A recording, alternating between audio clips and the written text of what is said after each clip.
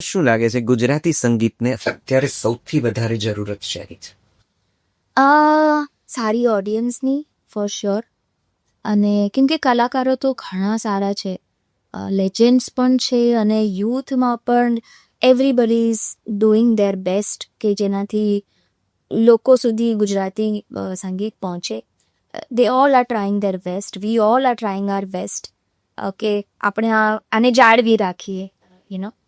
તો કોશિશ અને એફર્ટ બધા જ કરી રહ્યા છે, પ્રયત્નો બધા જ કરી રહ્યા છે, પણ ક્યાંક ઓડિયન્સના રીતે આપણે પાછળ પડી રહ્યા છે. કે ગુજરાતી ઓડિયન્સ સ્વીકારતી નથી આપણા ગીતો? કેવું?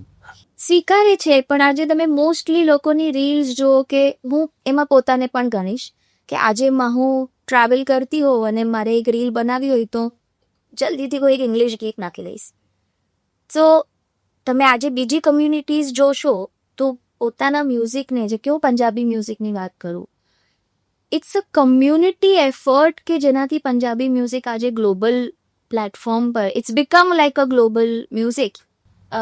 બધી સીમાઓ એણે તોડી નાખી છે. અને મારે ગુજરાતી મ્યુઝિક માટે મારું વિઝન એ જ છે કે આપણે another may be few years and મને જોઈએ છે કે આપણા ગુજરાતનો કોઈ આર્ટિસ્ટ જઈને કોચેલા ટાઈપની ટૂરમાં પરફોર્મ કરીને આવે.